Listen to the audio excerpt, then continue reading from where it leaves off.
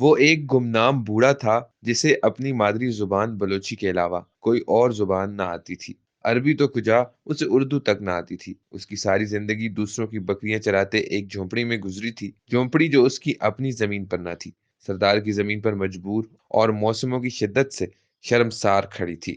جھونپڑی بس ایسی تھی کہ آسمان سے ساری دھوپ، ساری گرمی، ساری سردی اور بارشوں کا سارا پانی اس میں سے گزر کے بابا جی پر آ برستا تھا۔ بابا مگر اسی میں خوش تھے۔ شکوہ کیا ہوتا ہے شاید بابا یہ جانتا بھی نہیں تھا۔ جتنا میسر تھا اس سے زیادہ کی اسے پرواہ بھی نہ تھی۔ نہ اس بات کی پرواہ کہ اس کے پاس پکا تو چھوڑو موسموں سے بچانے والا کوئی کچا کوٹھا تک نہ تھا، نہ اس کا ملال کہ اس کے پاس زیست کرنے کو معمولی سا سامان بھی نہ تھا، نہ اس کی فکر کہ اس کا روزگار بس اجرت پر دوسروں کی بکریاں چرانا تھا۔ اس کے سوا کچھ نہ تھا۔ عجیب شخص تھا کہ وہ بکریاں چرانے کی انبیاء کی سنت پر ہی عمل پیرا نہ تھا۔ اس کے دل میں ایک اور سنت بھی چپکے چپکے پڑ رہی تھی اور بڑھ رہی تھی۔ وہ آرزو تھی، سونے کا گھر دیکھنے کی آرزو، زیارت بیت اللہ کی سعادت پا لینے کی انبیاء کی سنت، نبی کی بستی سے آنکھیں ٹھنڈی کر لینے کی سعادت کی آرزو۔ زاد راہ اس کے پاس کیا ہوتا کہ جس کے پاس زاد زندگی ہی نہ تھا، مگر تمنا تھی، اور بڑی منہ زور تمنا تھی۔ وہ بکریاں چراتا رہا، اجرت پر چرائی بکریوں سے اپنے حصے کے بچے وصولتا رہا۔ جو ہی کوئی ایک اور بچہ اس کے حصے میں آتا، اسے لگتا سونے کا گھر اس کے نصیب کے کچھ اور قریب آ لگا ہے۔ وہ ہر ایسے اجرت میں آئے بچے کے ساتھ سونے کا گھر دیکھنے کی اپنی خواہش بھی پالتا رہا۔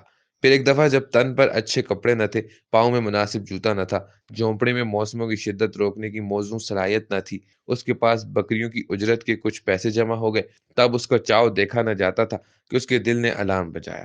سونے کا گھر دیکھنے کا ٹائم آ گیا۔ عشق کے امتحان مگر ابھی اور بھی تھے۔ ابھی محبوب کے ہاں حاضری کا ٹائم نہ آیا تھا، انسانیت پر کرونا کا امتحان آ گیا۔ اس نے رضا کی گردن جھکائی اور تمنا بغل میں داب لی۔ وہ انتظار کی سولی پہ ٹنگ گیا۔ کرونا گزرا تو در محبوب تک جانے کے لیے زیادہ راہ اور بڑھ گیا تھا۔ اسی دوران اس کے پاس مگر کچھ اور بکریاں آ گئی تھیں۔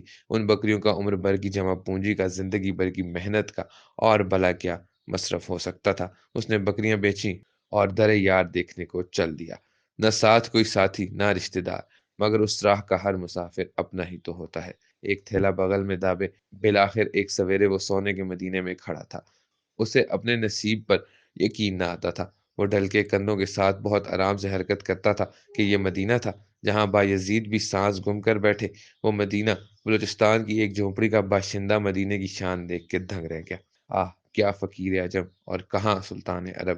اسی حیرت میں گم وہ اپنی کل متاع، اپنے جوتے اور جوڑے والا تھیلا بھی گم کر بیٹھا۔ عین یہی وہ لمحہ تھا جب وہ کلک ہو گیا، جب وہ اپنے تن کے آخری چیتھڑے بھی سونے کے در پہ گم کر کے بیٹھا تھا۔ تو عین یہی وہ لمحہ تھا جب عرش والے کا اس سادہ مزاج محبت کی معراج پر التفات اور قبول عام برس اٹھا تھا۔ عین اسی لمحے آسمانی میڈیا حرکت میں آیا اور صحابہ کے حلیے والا بزرگ کے نام سے وہ عرب و عجم کی میڈیا پر وائرل ہو گیا۔ گویا جبرائیل کے ذریعے عرش سے اس بندے کے قبول عام اور محبوب عام و خاص ہونے کا اعلان ہو گیا۔ اب خود اسے معلوم نہ تھا کہ وہ جو اپنے تئیں گم ہوا پھرتا ہے، اس سے زیادہ مدینہ اور اہل مدینہ کی دنیا میں مشہور کوئی نہیں۔ سبھی جانتے ہیں کوئی 30 لاکھ کے قریب اس بار زائرین ارض مقدس میں تھے۔ ان میں کروڑ پتی بھی ہوں گے اور ارب پتی بھی۔ وہاں 3 دفعہ کا وزیر اعظم بھی تھا۔ جانے کون کون رستم زماں، محدث زماں وہاں موجود تھا۔ جو بھی تھا گمنام ہی تھا، یہاں کا مشہور شخص اور زبان زد عام شخص، مگر آج کے دن ایک ہی تھا، اور وہ تھا وہ بابا عبد القادر مری، جو 15 سال سے لوگوں کی بکریوں کے ساتھ اپنی ایک تمنا پال کے یہاں آ کے گم ہو گیا تھا۔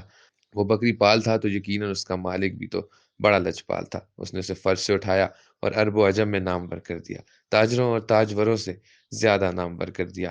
اب عرب و عجم سے اس بابے کو پکارا جا رہا ہے۔ میڈیا اور عرب کے مخیر حضرات حج پہ بلانے کو اس کے پیچھے پڑے ہیں۔ ہم تم کی خدا نے ڈیوٹی لگا دی کہ اس کی کہانیاں کہیں اور سنیں اور سنائیں۔ سارے پڑھے لکھے ایک ان پڑھ کی کہانی سنائیں۔ اللہ اللہ! یہ قصہ ہے محبت کی ایک بے مثل داستاں کا، اور بے مثل محبت پر مالک کی لازوال عطا کا۔ قصہ باقی سب تفصیل ہے، صرف تفصیل۔